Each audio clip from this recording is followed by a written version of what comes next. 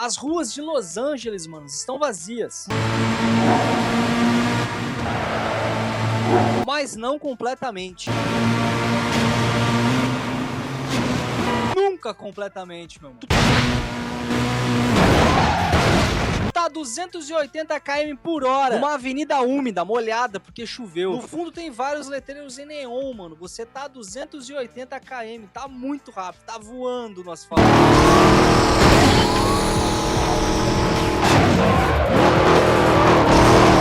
Você não tá só controlando pixels na tela, você tá literalmente dirigindo. Um semáforo muda do verde pro amarelo. Mas que se foda, mano, o bagulho é velocidade, o bagulho é empurrar o vento na tua frente e já era.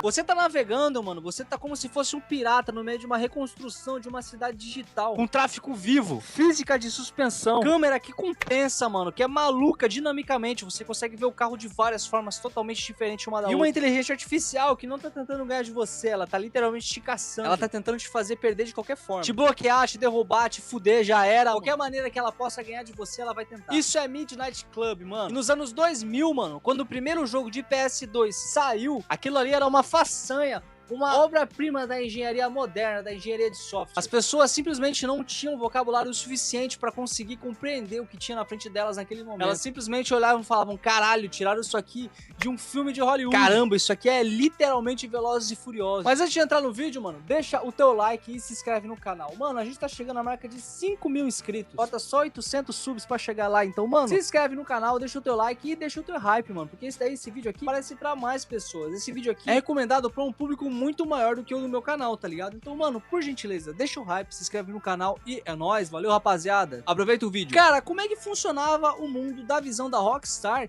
e como é que eles enxergavam o mundo dos jogos de corrida? Pra tentar entender o que a Rockstar queria com o Midnight Club, mano, você precisa entender o que existia antes do Midnight Club. Need for Speed existia, Gran Turismo existia, Ride Racing existia, todos os jogos de corrida respeitados, mano, todos muito sólidos tecnicamente, todo mundo achava muito foda e muito realista. Porém, mano, todos compartilhavam de uma mesma característica, tá ligado? Todos tinham pistas lineares, ambientes fechados, totalmente definidos. E a Rockstar queria o que, mano? A Rockstar queria um jogo de corrida que fosse urbano, não um jogo de corrida que fosse fechado num ambiente ali controlado, como se fosse realmente uma corrida real. Eles queriam um jogo que fosse na cidade, que fosse 100% do underground, não um corredor elaborado, não uma pista fechadinha ali onde é que você vai lá, corre e já era. Os caras queriam literalmente uma cidade onde é que você podia escolher por onde você ganharia a corrida do teu adversário. Você poderia fazer qualquer rota, você poderia andar em qualquer direção, contanto que você ganhasse a corrida. E eles queriam um jogo, mano, onde é que o mapa não fosse um ambiente fechado e que fosse selecionado. Eles queriam um jogo onde é que o mapa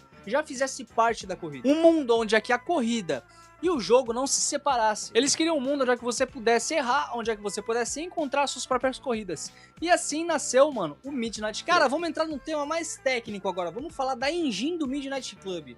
O coração que fez esse jogo pulsar lá no PS2. Cara, o nome da engine que rodava essa obra-prima se chama Rage, Rockstar Advanced Game Engine. Sim, a mesma engine do GTA 4. Sim, a mesma engine que é do Red Dead 2. E claro que a Rage não era a Rage que a gente conhece hoje em dia, a Rage que rodou o GTA 4, a Rage que rodou o Red Dead, não era essa Rage, mano.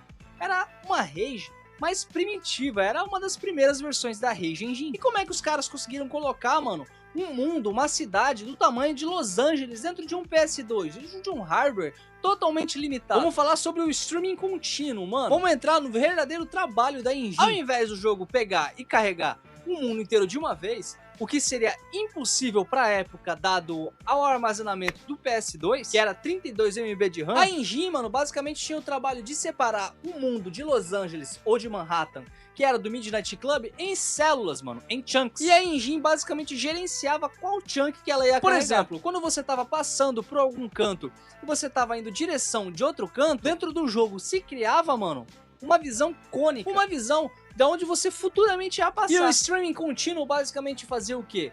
Ele removia a parte que você passou em cima anteriormente e tava carregando a parte que você vai passar. E ele basicamente descartava o mundo que você passou por cima enquanto carregava o mundo que você ainda ia passar. E fazia isso aí, mano, em um loop infinito.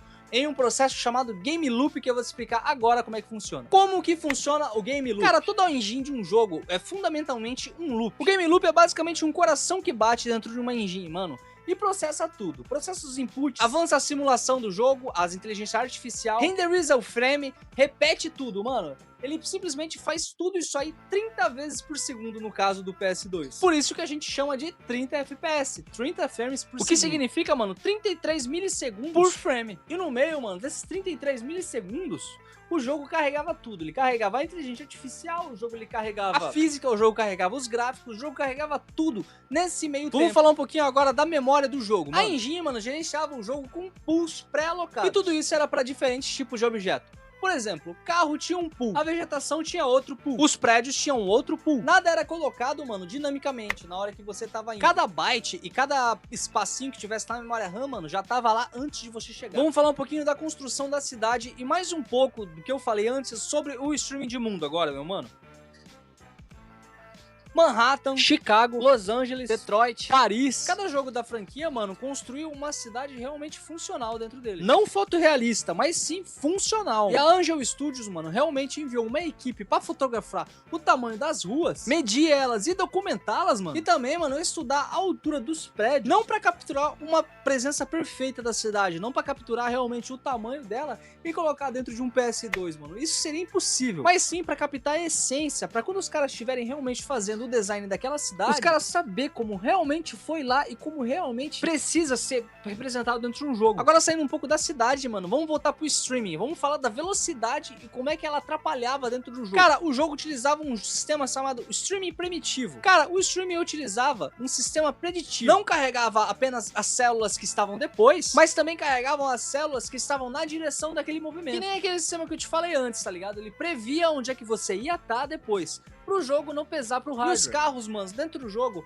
por ser muito rápido, por ter tipo 280 km e 300 km de velocidade dentro do jogo, às vezes o hardware não acompanhava e esquentava demais, porque ia sobrecarregando o hardware, assim aquecendo o console, assim dando aquele barulho de com o console virando, tá ligado? Saindo um pouco do sistema, mano, de aquecimento do console e de como é que realmente o problema da velocidade dos carros, vamos entrar na física. Cara, a física do jogo tem dois aspectos. Do lado, a simulação pura, aquele estilo Gran Turismo, e de outro, mano, um sistema arcade. Por exemplo, mano, os carros tinham um sistema de moldagem dinâmica muito realista com os carros da vida real. Por outro lado, mano, o sistema de direção do jogo era totalmente arcade, era totalmente fabricado. O jogo não queria respeitar as leis da física newtoniana, tá ligado? Ele tava pouco se fudendo.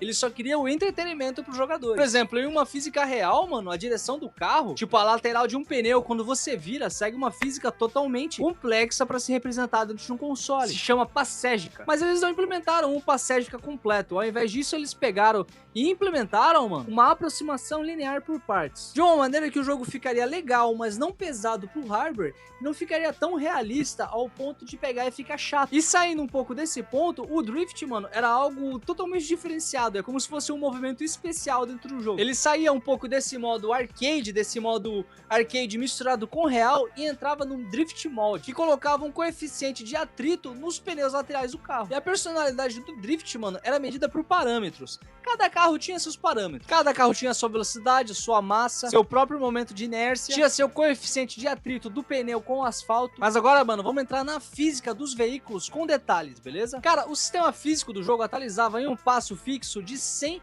Hz por segundo. Independente dos 30 FPS, a física em um passo variável, mano, pode fazer aqui com um carro atravessa uma parede do nada. E não era isso que os caras Rockstar queriam. Eles queriam que o jogo, mano, ficasse o mais polido possível. Então os caras colocaram um integrador Euler, que basicamente funciona como? Em vez de pegar e calcular a velocidade atual do carro, ele calculava a velocidade que ele ia estar daqui uns 10 segundos, considerando a velocidade que o carro vai estar no próximo passo, na próximo chunk, na próxima célula. Assim amortecendo instabilidades. As instabilidades como o carro teleportar, o carro atravessar uma parede, o jogo mudar. Mas pro hardware isso pesava, mano, porque o jogo tinha que calcular, por exemplo, daqui 15 km o carro vai estar nessa posição, nessa velocidade, se ele continuar com determinada velocidade. Então o jogo ele tinha que estar tipo 15 passos a mais, porém o jogo também se mantinha mais instável. O hardware pesava muito mais, o PS2 gritava de madrugada, mas o software tava mais estável também. Vamos falar do sistema de suspensão dos carros, mano. Cara, as rodas utilizavam um modelo chamado Spring Damper, e para cada ponto de contato que aquelas rodas tinham, a roda resistia à compressão do chão, com a força proporcional ao seu deslocamento. Ou seja, mano, você tinha quatro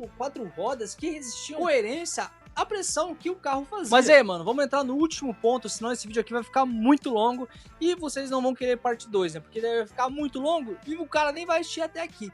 Vamos falar do sistema de física e destruição dentro do jogo. Cara, na medida que você ia batendo o carro, o jogo simplesmente mandava códigos pra engine, onde é que, tipo, a hitbox desse carro aqui entrou em contato com a hitbox do carro adversário.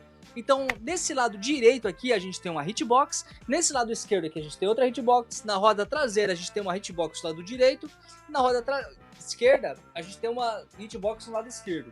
Então, quando essas hitboxes entravam em contato com o carro adversário, o carro tomava dano tanto na animação do jogo, quanto na sua velocidade. Por exemplo, um carro que tem a tração traseira, se ele tomar dano na parte de trás, ele se fudeu numa corrida, ele não vai correr, ele vai perder muita velocidade. Um carro que tem a tração dianteira, se ele perder uma roda dianteira, ele vai perder velocidade, o adversário vai passar por ele. Por isso que os adversários dentro do Midnight Club, mano, eram super agressivos. Por conta desse sistema de destruição, eles realmente tentavam te machucar dentro do jogo pra tentar te suspender da corrida. Mas enfim, rapaziada, esse aqui foi o vídeo. E, mano, se você gostou do vídeo, se inscreve no canal, deixa o teu like, deixa o teu hype e valeu!